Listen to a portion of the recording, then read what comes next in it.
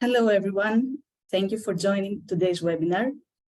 Let's give some more minutes for more people to join, and we can start.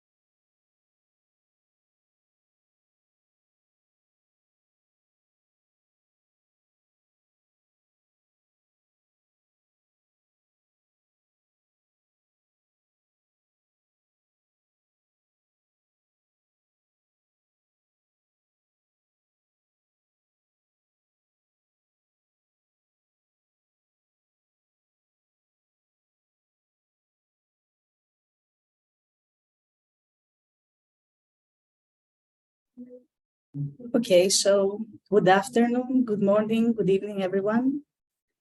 Thank you for your interest in today's webinar. We are excited to start the year sharing with you this webinar. So today's theme is how to have a successful season with a complete solution, drone mapping solution.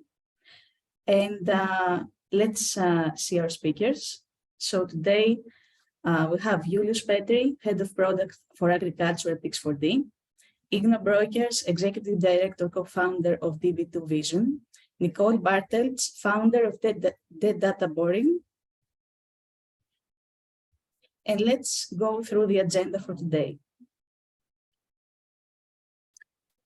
So first, we will do an introduction to Pix4D fields, more than just a map, and agricultural solution software, how Pix4D's fast offline edge processing algorithms and satellite data access help farmers with field scouting, variable rate crop management, and site-specific weed control. Then Igno is going to introduce the LaQuinta multispectral sensor for crop health analysis integrated in the YuneeC drone. And then Nicole Bartels, smart farming consultant at Databoerin, will be presenting a use case on how the food solution was used for crop scouting throughout the last growing season of her farm. Then we will be happy to answer your questions in the Q&A session. You can see the Q&A button on the bottom left of your screen. And yeah, we will devote some time in the end and gladly answer your questions. So now I will hand it over to Julius so that he can start his presentation. Thanks, Ansi. Yeah, hi everyone, I'm glad you make it. I'm Julius Petri, Head of Product at Pix4D, and I'm responsible for the agricultural solutions software, Pix4D Fields. Last year, I met Nicole and Igno in the Netherlands on Nicole's farm, and I'm actually super happy that both agreed to have this webinar with us. So we can talk not only about the software, but also have experts for hardware you actually need and the practical on-farm application.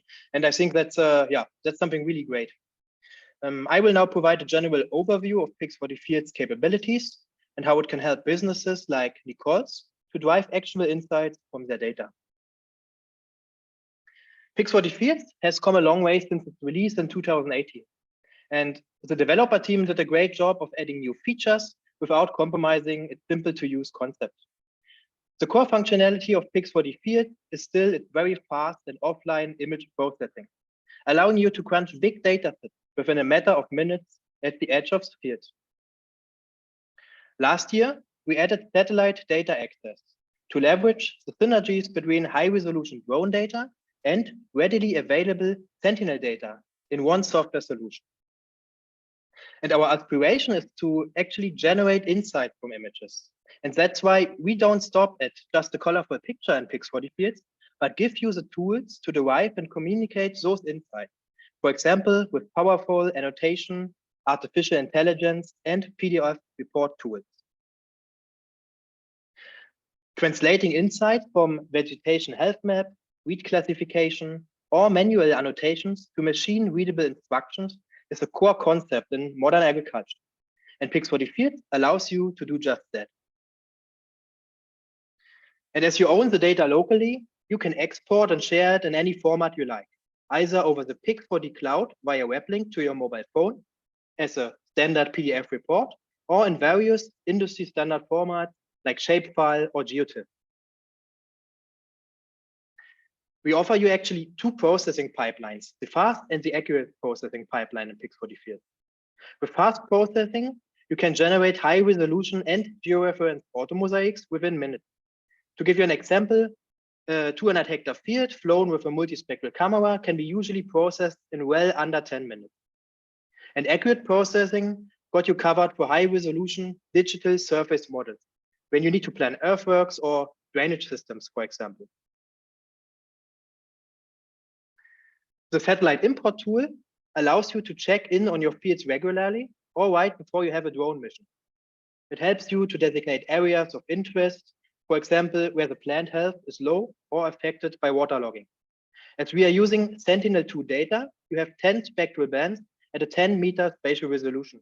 So you can use almost any vegetation index, like, for example, the NDVI early in the season, or the NDIE later on in the growing season when the plant's biomass is stronger. The idea here is to offer more like a hybrid experience.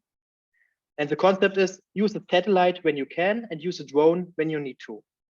This can make your drone operations much more efficient, as you know well before what awaits you.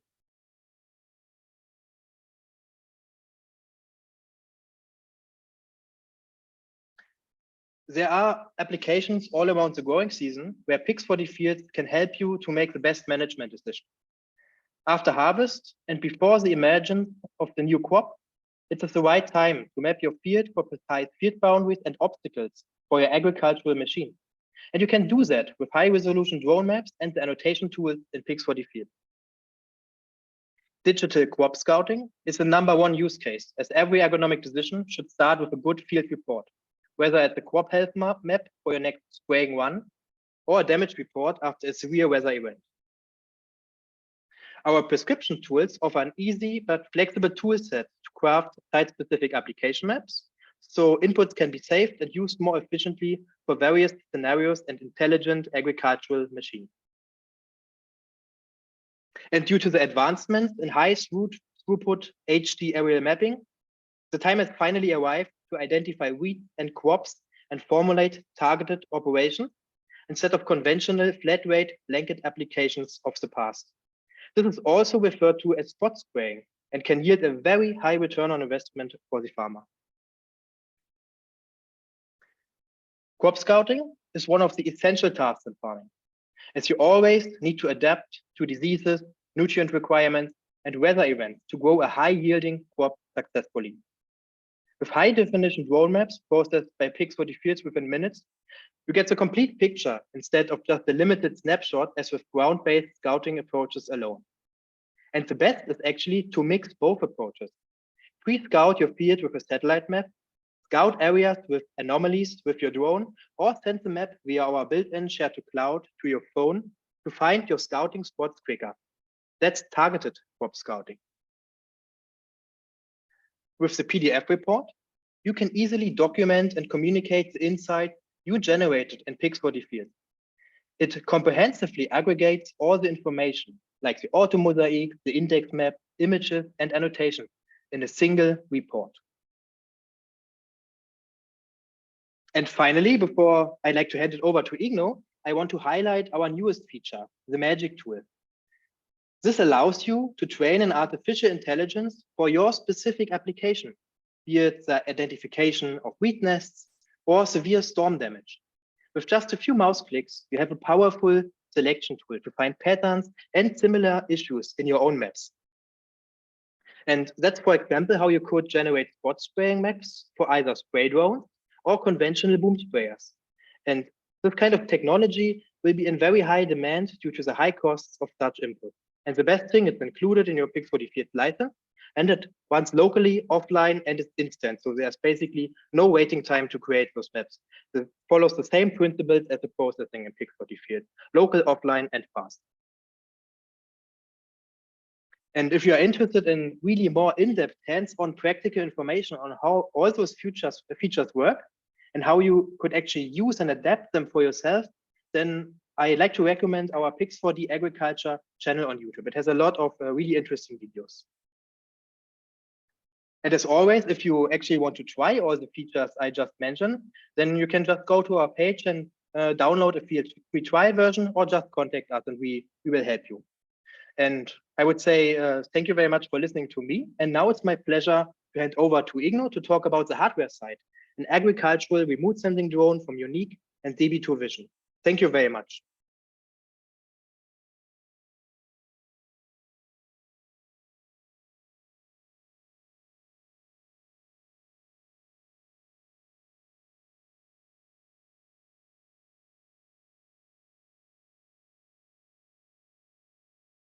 Hello, everyone. So thank you also from my end for tuning in. Thank you, Julius, for the great introduction on the usage of Pix4D fields. It's my turn to talk about the hardware a little bit. I am Injo Beukers from DB2 Vision. We are the manufacturer of the LaQuinta multispectral agricultural camera. We have been working with YuneeC for quite a bit now, about two years, first integrating it into a drone that's no longer available. That's the predecessor to the H520E that we're discussing right now. And always been aiming to make a full solution or provide a full solution to the end user.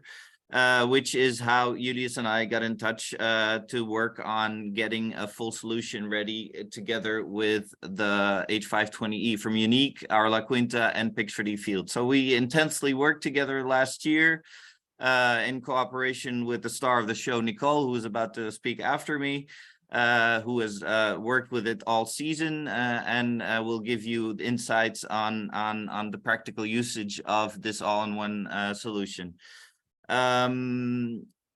So I will give you a little bit of an introduction about YuneeC for those people who are not fully familiar with the brand. It's a company that's founded already in 1999 and since 2014 marketed globally as the YuneeC name, which is also when the smaller drones came on the market. They have offices in China, and for Europe, there is a big office in Germany, close to Hamburg, and there's a software development team in Switzerland. And it's the largest, world's largest manufacturer of radio-controlled model aircraft, OEM aircraft, and the founding member and largest drone producer in Drone Code, which is the industry open source platform for collaborative innovation. And as I said, the software development takes place in Zurich, Switzerland. More specifically, their drone, the H520E, which was released, I think, about a year and a half ago. Some more information about that. It's a multifunctional drone, designed for professional, commercial, and governmental requirements. It's been used in policing, security, and also in agriculture. There's no data transfer to external servers. It's a hexacopter, so a 6-rotor design for high safety, redundancy, stability, and precision. It's got a very elaborate XT16E ground station control based on Android, including an HDMI port for output to more external monitors. It's obviously what you need in this case, a waypoint and survey mission system planning and on computer or on site. It's fully integrated now with the our LaQuinta multispectral camera, but also still hot swappable for those who also use other cameras such as high resolution RGB or thermal and many more. It's got a battery connector for fail-safe design. There is an RTK option, which at one point will also be connected to the LaQuinta. When you purchase one, there's 2 batteries included, with each having about 28 minutes of flight time with the LaQuinta. That's the H520E. To give you a bit of introduction on my company, DB2 Vision. We were a 3-man startup, started of industrial camera and sensor specialists. We started in 2016. And in July 2019, we released LaQuinta. It didn't come on the market until late 2019, actually, which was a bit of a awkward time considering the pandemic started just about a month later. But nevertheless, there was a good start to it, especially when our cooperation with YuneeC started. And as time progressed, we were getting more compatible with software packages, and especially Pix4D Fields was the one that was most used. LaQuinta is the fully featured but the lowest cost professional multispectral AgTech camera in the world. And that also was our goal. Our goal was to develop high-tech but yet low-cost equipment to make it financially accessible to every individual farmer or agronomist. And of course, our vision is to enable the farmer to maximize their crop output while using the minimum amount of resources. More specifically on LaQuinta. LaQuinta is, if you compare it to other cameras, made up differently, because most cameras you will recognize as being a box with multiple cameras and multiple lenses together, which of course each have different field of views. Our camera has a 1 sensor and 1 optical path 4 narrowband sensor, which it goes through our filtering technology, which means that a single sensor can output the same resolution or similar resolution images per spectral band as the multiple camera in a box method has. So we have 4 bands of raw multispectral image acquisition. You can do it in, you can capture in multiple fashions. So you can do it on the basis of frame rate, of basis of percentage of overlap. You can start your camera at a certain height, so you don't have the liftoff and landing images, which is always something that software packages don't usually like very much, and it's not useful. It's got an IMU, GPS, geotagging, compass, and altimeter. It's got a PAL video out. It's got a trigger input. It's controlled in both by either an Android or iOS app, as well as touchscreen control. It's got the DB2 adapt to light sensor, which has the exact same bands as our camera has, so it only measures the fluctuations in light in those bands that are relevant, because they're exactly the same band as our camera has.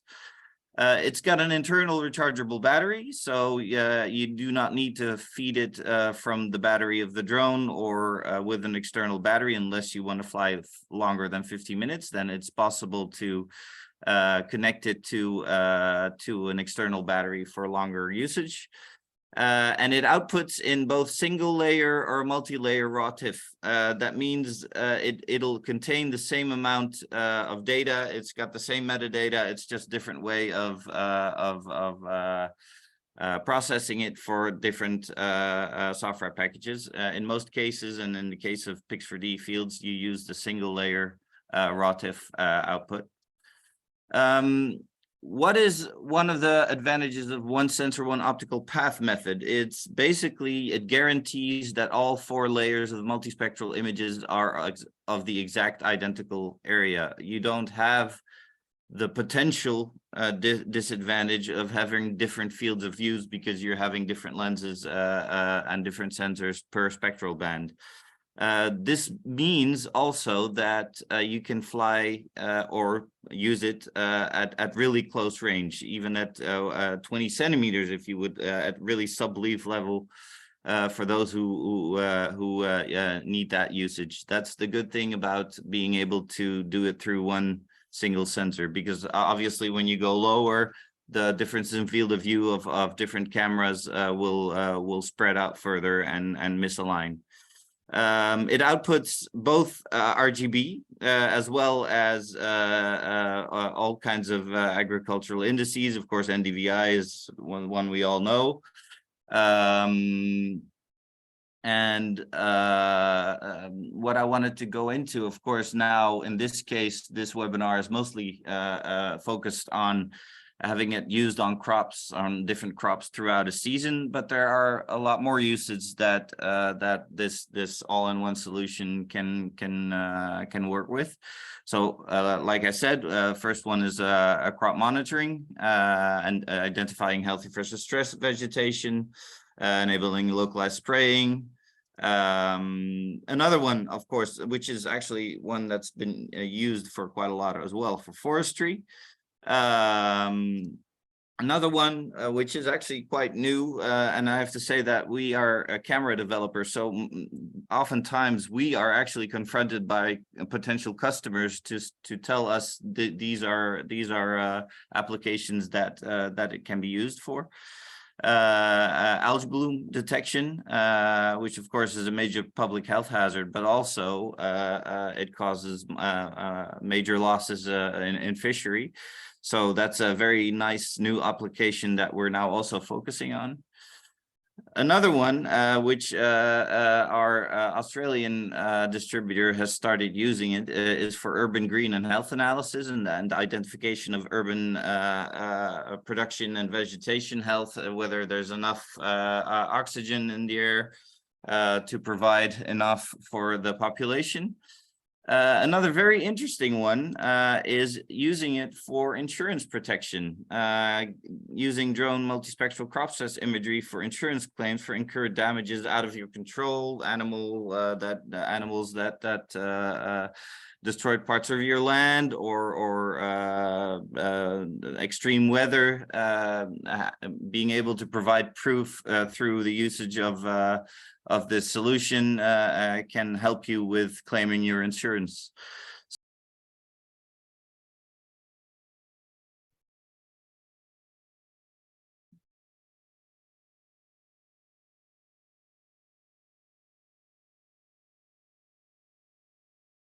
Okay.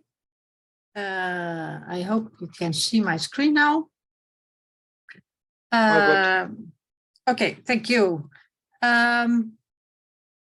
Thank you very much for giving me the opportunity to share my experience.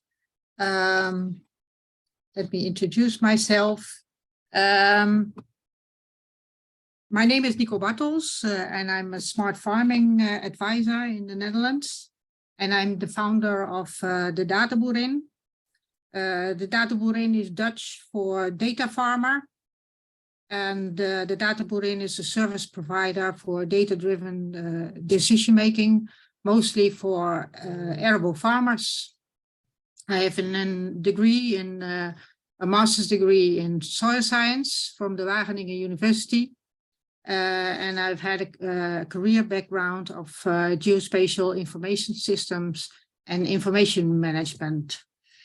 My experience on farming is focused on arable farmers, since I come from an arable farm of about 500 hectares, where we grow potatoes, sugar beets, wheat, barley, and some carrots for the fresh market.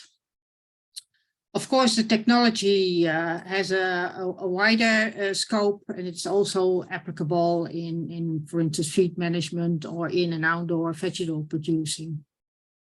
And smart farming, of course, is more than just drone technology. We use data from different levels, from satellite, drone, and field level, whatever is suitable for the question at hand. Not only about the crop, but also about soil fertility, soil carbon certification, nitrogen efficiency, etc. As an advisor, I experience that like any other business, farmers need a problem to solve before turning to new technology or applying any other change in their management. Many farmers in the Netherlands don't really feel that need or that problem yet. The quality of farm management is quite high, so why bother to change with abundant availability of water, manure, fertilizer, and crop protection chemicals. But times are changing. The world is realizing that for a more sustainable future, we need to accept that we have to deal with more limited resources like water, chemicals, but also in labor force.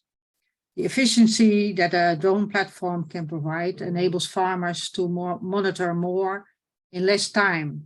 And this is one of the benefits that's evidently right away. For an advisor, getting digital information about the crop before going into the field, and also for a farmer, it's quite, takes a lot of time, and using a drone can save a lot and increase the quality of work by just visiting the parts which really need attention, and is more efficient and avoids seeing things. There are actually, well, there's two kinds of business models you can see in the market right at the moment. The first one is based on a full service model with drone flight, interpretation, field visit, and advice all included. The other one is providing services in a more advising role, where the farmer collects the data by flying the drone and turns to the advisor for interpretation and advice upon the data. Personally, I'm in favor of the latter. The farmer is in control about the data collection and can send the drone to the sky the very moment he or she has questions about the crop. With an affordable combination, which is presented today with the YuneeC drone, the LaQuinta camera, and pics for fields for processing, we are taking that we are talking about today, this is really a good option. With the changing world in mind, we started last year to monitor some of our crops, and we didn't plan any specific trials ahead, but we just wanted to monitor some fields at different stages of crop development and find out what we could be observed. Many farmers don't see the problems yet, but with the camera technology, I do see it. And I want to show you some examples using multispectral camera, showing the variability in each field and trying to quantify that. Most of you will know about the multispectral camera and in the crop indexes that can be calculated from the images. This is just a first example why we use multispectral cameras, because it expresses much better the variability in the field. You hardly can see it on the left side image, but it's very clear on the right one. And it's easy to overlook or estimate issues on the ordinary RGB images. In my experience, it's sometimes hard to find the right index for the detection of a certain problem. And in that case, it's very nice to be able to compare different indices like in PICS for fields in order to find the best distinction of the problem. I won't go into detail about crop indices because I think I could fill a webinar just talking about that. Crop monitoring for field scouting is mostly a qualitative comparison in order to be able to create task maps, for instance, based on the imagery. You sometimes need a specific index and the actual numbers of the index in order to calculate the best application, for instance, for fertilizing. I will show you some examples of not just the qualitative information later on.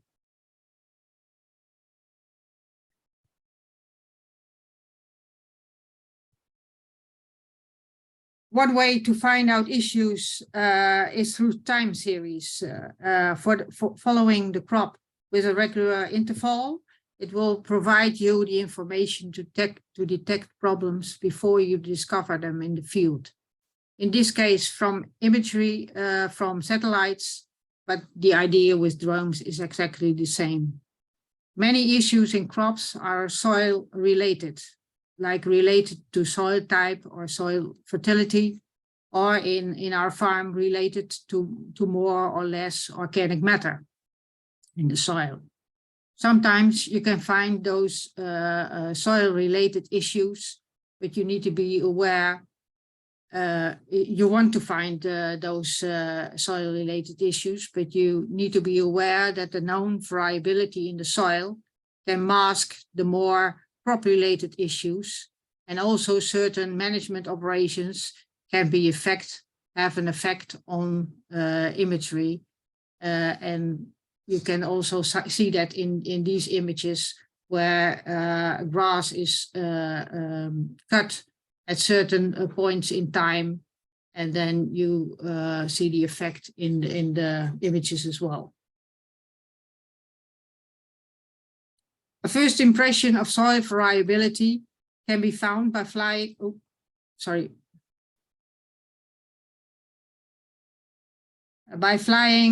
with the drone over the bare soil with the drone in early springtime. It can provide just the ordinary automosic, which can be very informative about soil condition. The LaQuinta camera is quite unique in providing both RGB images and multispectral images at the same resolution, which comes in very handy for applications like this, but also for details about the crops, which cannot be seen from a higher altitude. Let me continue with an application where we use the overview of the field. During winter, after heavy rains, waterlogging is a problem in the field, which could occur. The extent of the damage can be well assessed, best assessed from the sky. It can be found, documented and quantified based on the digital data. And after the crop has been planted, the same damage could also occur, and the imagery can be used for insurance purposes by the farmer himself or by the insurance company. For insurance companies, a whole range of options for damage assessment is available, like damage by a flock of birds, which are many times protected by law and cannot be scared off. Other use cases are assessment of weather events like hail, drought, and heavy rain, but I won't go into detail those use cases here, but just to give you an impression. More detail about the crops we followed on our farm last year. When you experience with seeds or seed potatoes issues where those seeds don't sprout, this can have a really big impact on the yield. Seedlings can be distinguished using the near-infrared band shortly after they emerge. The pattern you can see shows the result and can also be used of quantifying the missed plants by, for instance, an application like plant counting. The farmer can use drone data to justify claims for improper seed quality or insufficient work by contractors, or can use the information to decide whether reseeding or replanting would be better. Oké, ik heb dit op het web gevonden voor reseeding or replanting would be better. Kijk maar even.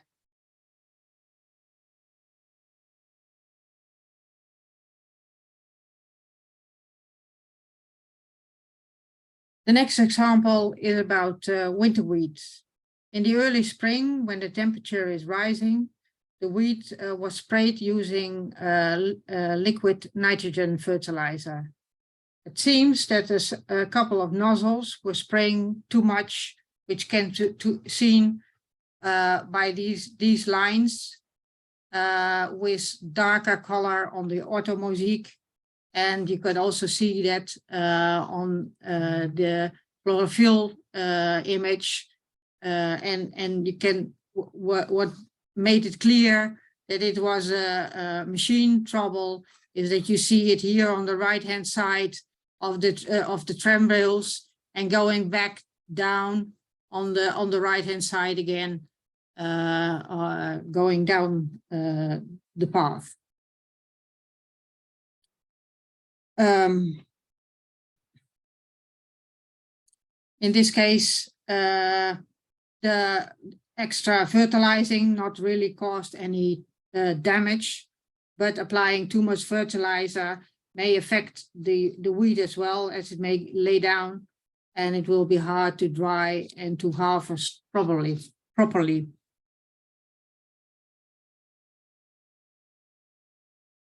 A crop not everyone might be familiar with is carrots. We call them winter carrots because they are harvested in winter.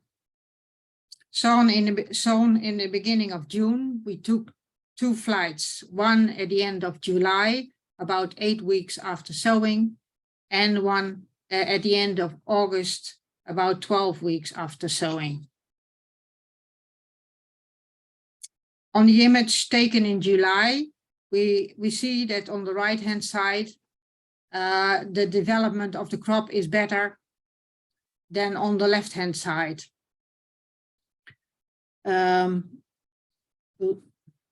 Sorry. In this case, we got a lot of background reflection from the soil because the plants are still not fully covering the soil yet. At the end of August, we see that the right-hand side is not so developed so much, and the left-hand side is doing better. Here you have much more well-developed areas, and here on the right side, it's not progressing very much. This is probably a soil-related problem. We see that more often on our soils, when the soil is more sandy and less organic matter, it heats up faster in spring, so seeds will sprout earlier and start developing. On the left-hand side, the soil is more rich in organic matter and therefore resilient to drought. That's what we see in August. In the warm and dry summer we had last year, the development of the crop is dominated by water availability. When we zoom into this area here on the right-hand side, we go to the next slide and we see the effect of some drainage pipes. You can see it here on the in the RGB images, but also here in the development of the index map, the MCARY index.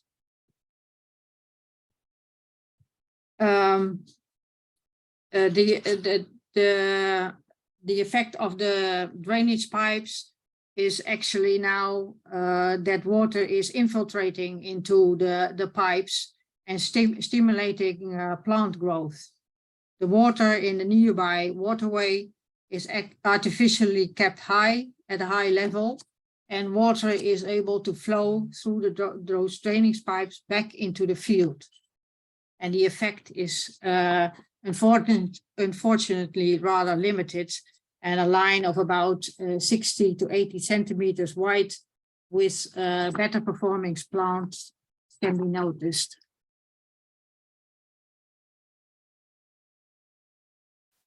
On this slide, we see sugar beets. We also have here two images, one in beginning of July and one at the end of July, 3 weeks later. And we have problems with yellow leaf spots. They can be soil related, for instance, lack of manganese, a spore element, or bacterial or virus related. The left images the left image is taken at the beginning of July, and one on the right 3 weeks later, and you can see how much bigger the area has grown in just 3 weeks time. The spot which is also seen here on the left hand side is annotated here, but the area has grown much more in this area. So therefore it's important to find spots like this in an early stage in order to be able to do something about it. Finding it in the imagery is not always that easy, like finding it here on the NDVI image is feasible, but it can easily be mistaken for example, a lesser spot in the soil, which is not the case. But as the new application of Pix4Fields, I've not tried it, but the magic tool might have found this particular spots as well.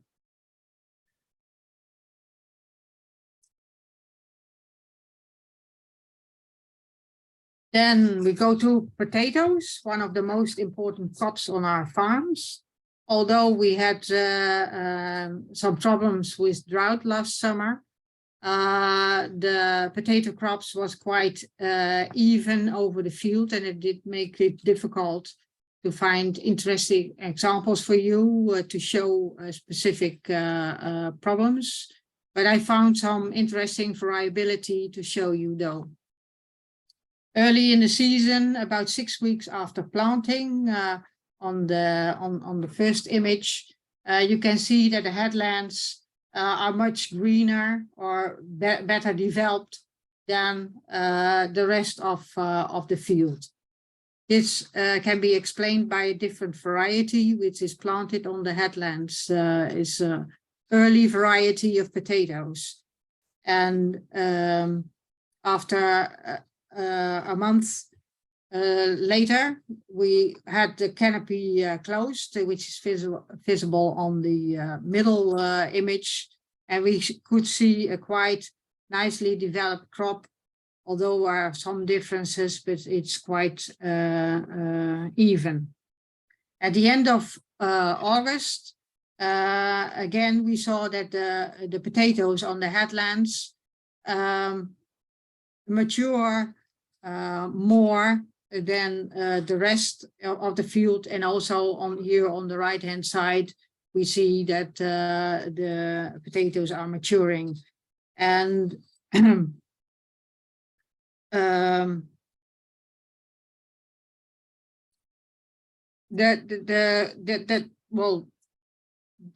also on the middle we see that part is also developing more at the early stage. And that's we see more often in potatoes that in an early stage, we have the impression that we will get a high yield on those better performing parts in the early stage. But since they are maturing also earlier, it's sometimes hard to predict yield based on this early development.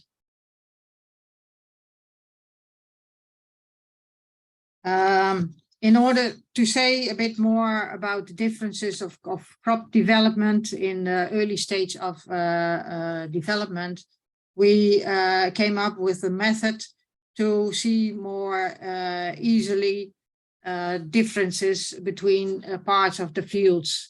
Like, for instance, it's hard to tell whether this part is exactly the same as this part, or maybe that part I could imagine that this is a bit better, but it's hard to see. And that's why we created a classification based on this crop index, which can distinguish between plants and bare soil and something in between. And by creating putting areas, we can calculate for this area the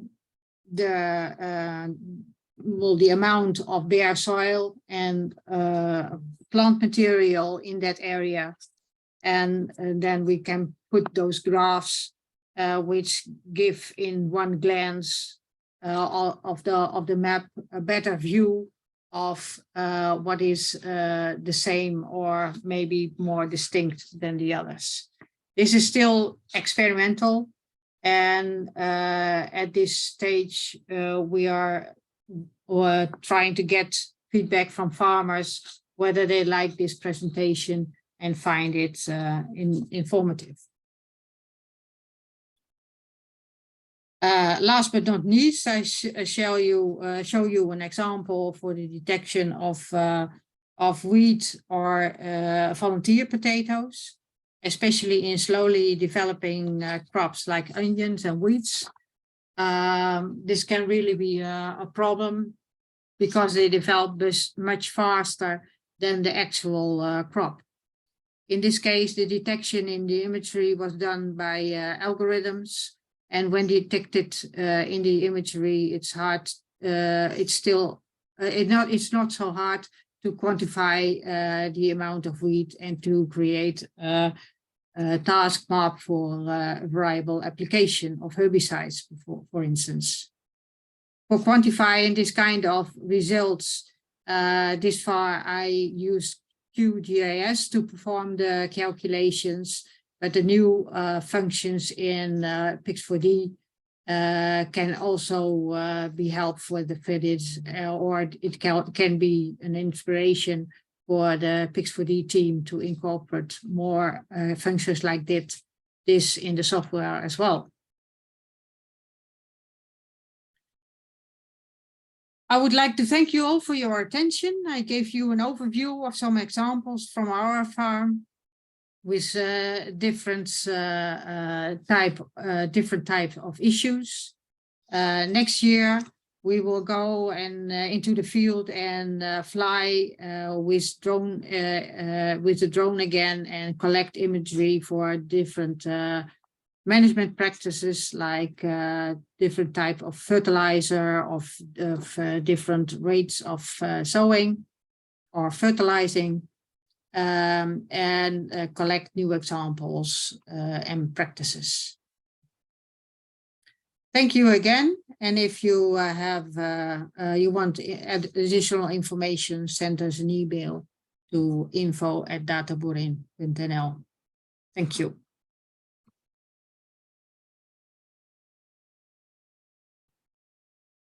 Okay, thank you very much, Julius, Igno, and Nicole, for your great presentations. And now let's jump directly into the Q&A session. So thank you all for submitting your questions in the Q&A. Let's see what questions we have. So Patrick is asking that he's buying a new laptop with a view to using it for edge of field image processing using Pix4D fields. He understands Pix4D fields works with Windows 10, but the new computer comes standard with Windows 11. Will this be a problem? Maybe you use. Yes, great question, Patrick. Of course, Windows 11 is fully supported, and I use it myself already.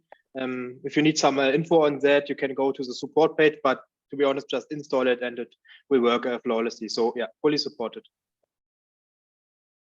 Okay, so a question for Igno. LaQuinta camera can be fixed on an EB.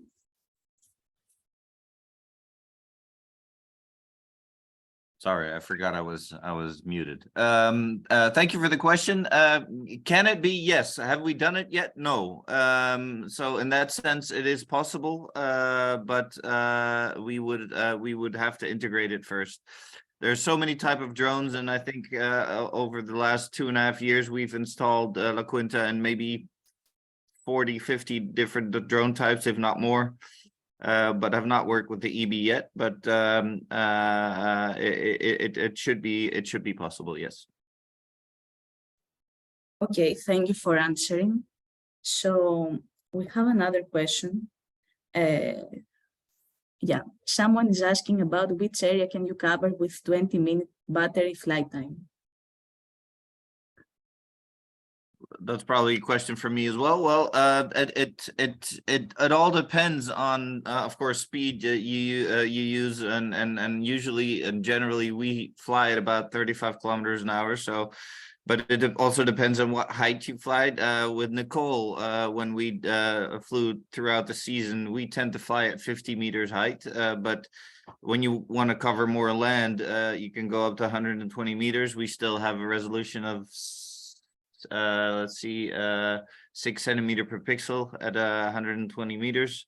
So there's a whole lot of variability in there. We actually have a calculator for that can calculate for you on the basis of the speed that you plan to fly in connection with the height on how much land you can cover. So yeah, there's it all depends. And one of the other advantages of the LaQuinta, which is not what we do standard, but there are options to provide a different lens on it with a wider angle, which of course goes at the expense of resolution, but you can cover more land in that way. So it all depends on your parameters, but there's a whole lot possible. Okay, so I also see a question now for Julius from Mark. He likes the idea of the magic tool and spot spraying. He flies multispectral and RGB separately. So the question is if he can overlay separately processed flights together to use both RGB flight and the multispectral flight. This would make it nice to check the shape file using all information. Yes, good question. You can do that. We have a comparison mode in Pix4D fields, which allows you to do a side-by-side, a split screen view, or an overlay mode, basically, where you can compare actually different auto mosaics to each other. Currently, the magic tool works on basically on a single auto mosaic. So that's actually the advantage when you have a camera such as the LaQuinta camera, which has multiple spectral bands all aligned into one VIX, and it's all processed together. And then you can, with the magic tool, make use also of the red, green, and blue channel, as well as of the multispectral channel, all in the same goal. If you have a camera, for example, like DJI has some units where you have RGB and multispectral separately, then you can only run the magic tool on one of those layers. Yeah, but usually the magic tool performs also very well on RGB data, and yeah, that's something maybe we have to discover based on user feedback. If at some point we also merge together those data sets from those drones where the RGB and the multispectral is not aligned to each other. But currently you have to choose between one, but for comparison, you can always compare them side by side. Yes, that's possible. Okay, thank you. So there is another question. Just a moment. What software tools are you using for plant counting? Yes, maybe I can answer that question. So that's a recurring theme here with Pix4D fields. The plant counting always is very high on the wish list. So currently we have no dedicated functionality for plant counting. And what we will build relatively soon are manually tools to really fast count count plants, for example, for plot trials. But I want also to give here a little shout out to a really nice company. It's called Solvi. It's a company from I think Denmark or Scandinavia, definitely, and they are specialized in plant counting, and their algorithms work really well with the results from Pix4D fields. So you can process with Pix4D fields and then upload the much smaller auto mosaic we can generate out of the data set to their platform really fast, and they can give you all the need for plant counting. Okay, thank you. So a question for Nicole. If you can share some info about time and money savings using multispectral imaging compared to farming without it. Well, that's always an interesting question, but hard to answer. Well, getting information from the field by drone, well, you can fly 10 hectares in about a quarter of an hour and then do some processing. So it could be done in half an hour. But when you have to go through the field, walking those 10 hectares, it will take you about a couple of hours, I suppose, and still oversee some issues which you can see clearly from the sky, but it's hard to see in the field. So it's not only a question of time efficiency, but also seeing more and better the issues at hand. So I think that's the biggest profit from it. I hope this answers your question now. Okay, thank you, Nicole. So another question is that what indices were used for the water logging assessment? I use just an ordinary NDVI. I think I'm not really sure, but it's more a way of distinguishing the right way which parts are affected or not. So you need to play around a little bit with the coloring of the images as well. But it's good visibly just in the NDVI, yeah.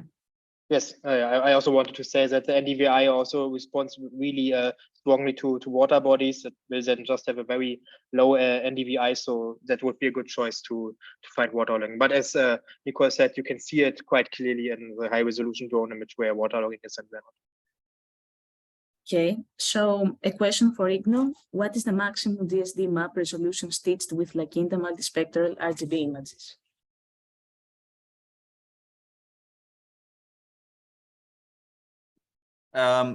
Basically, what I answered in the previous question is the resolution you get at 120 meters about 6 centimeters per pixel. So that's still quite high resolution.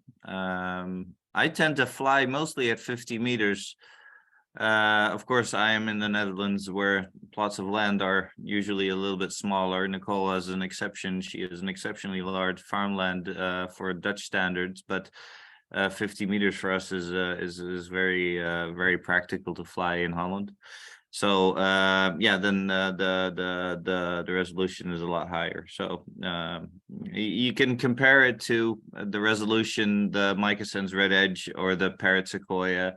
They're all in similar resolutions per sensor, so or per spectral band. Okay, so we can keep going with the questions as I see there are more coming. A question for Julius. What algorithm was used in weight detection? Yeah, also a good question. So we just recently released the magic tool that basically allows you to train your own algorithm. You can fly with any camera, be it a multispectral or an RGB camera, and once the imagery is processed on Pix4D fields, you just start the magic tool. Then you look for a few examples of your weeds. You basically click them. It's a bit like Minesweeper feeling. You click a few examples, just maybe 5. Then you click a few examples which are not weeds, and then you will get a live feedback of the classification result, and that you can then translate into a shapefile, which you can send then to your smart sprayer or also use for spray drones. So we are very flexible to use the magic tool. You can train it for whatever you like. Okay, and Jason is asking, how do you go from the magic tool creating annotations to a prescription shapefile to upload to a DJI T30 spraying drone? Yes, also a very interesting question. So currently you can just create the shapefile and import that into some controller. But then you will have the problem that if it's a very complex shapefile with a lot of polygons, that of course the drone wants to plan a flight path for every polygon. So we are currently working with high pressure on a new functionality, which will allow you to use the complete variable rate functionality of the drone. So you will then basically be able to send a boundary for the flight planning, and you will also have a raster file where the drone basically reads the rates to turn it on and off while it flies. So that will make the whole process much easier. And yeah, that's something we are currently working on. But right now you can use the shapefile, but then you need to play around a bit on the remote controller to actually make a useful flight plan out of it. Okay, and for people from different industries, there is an interesting question whether it is possible to use Pix for the fields for agroforestry and or forest inventory.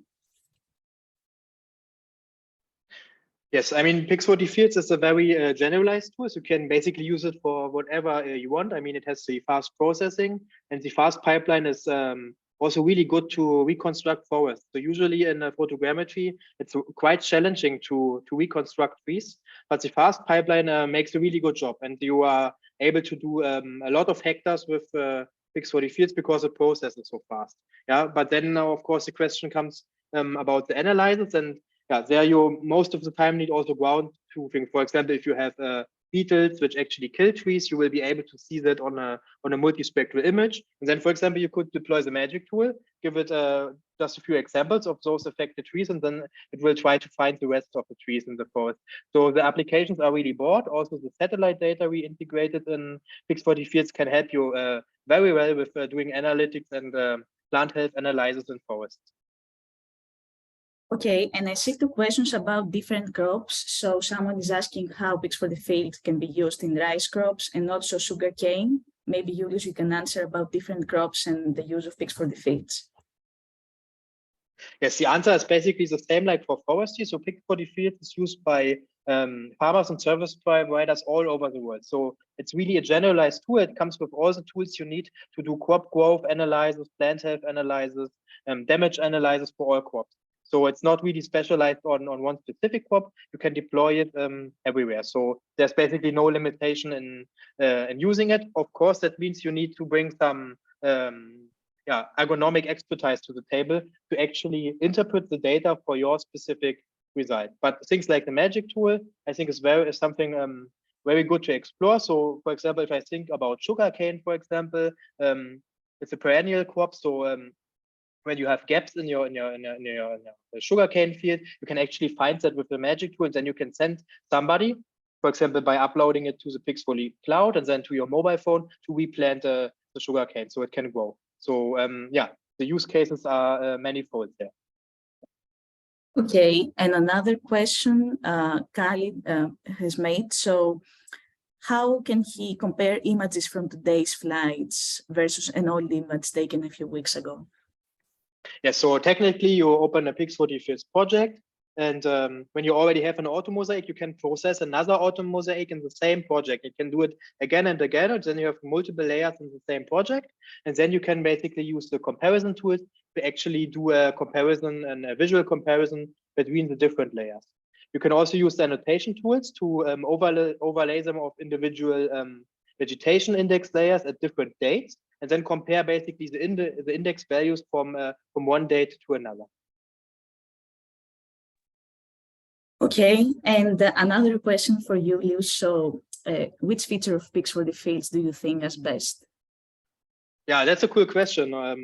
Obviously, it's a magic tool because it's something we just recently did. It's super fun to use. It works instantly, and it has a lot of potential because that's an application where the return on investment for the farmer is really clear. I mean, you fly your field, you scan it, then you identify the weakness, and then you see right away, okay, I just need to spray 80%, 10% or 20% of my field, so I can save 80% of my inputs. And that's a lot of money to be made. And I really like those use cases. You cannot really find them so often in precision farming. So that's why I'm super excited we have this tool. And that's definitely something we will improve in the coming months and years to come. And besides that, of course, the fast processing, right? So there's no competition basically, which can process as fast as fixed body fields, which is offline and where you own the data. So I would say that's my one of the feature I really like. Okay, and finally, I see quite a lot of questions regarding courses and training for Pix for the Fields. If you can also answer this. Yes, that's something we're also working on currently. I cannot really give you a deadline for it, but we're working with high pressure on offering you a training course for Pix for the Fields, a self-paced training course. So expected at some point in the year, and it will really go in detail about vegetation indices, how you plan a good drone flight, how you use the software, and it will also come with a wide range of example data sets where you have really hands-on instruction, and which should, maybe if you're a service provider, don't know and what kind of service you want to offer to your customer, it will have instructions like how to do a field boundary, how to do a prescription map, how to do a PDF report for your client. It will have all those items so you can inspire yourself what you can actually do with the software. So I'm also really excited for that, but yeah, you have really to be patient because it's a lot of work, but it will come this year, promise. Okay, thank you very much. And thank you all for your questions. The recording is going to be sent to all of the people who are registered already at the webinar shortly. And thank you for being with us today. We hope that we answered most of your questions. If not, you can always contact us and through our website. And we can also come back with an email answering all the questions in the Q&A. And you can also visit our Pix4D community. Just Google Pix4D community. We have a message board for agriculture, and they can also freely write questions, and we will definitely engage there. So I invite you really to go to this message board and exchange ideas and requests with us. Okay, yeah. Thank you, Julius, and thanks everyone for being with us today. We are at the end of the webinar, and yeah, so yes, here you can scan this code to try Pix for the Fields for free.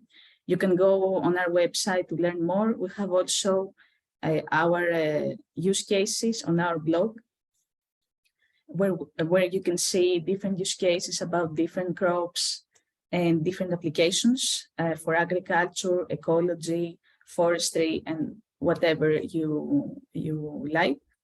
And then, yeah, hope you enjoyed the session. Thank you again to all the speakers, Igno, Nicole, and Julius. And hope to see you on our next webinar. Thanks, everybody. Bye. Bye. Bye-bye.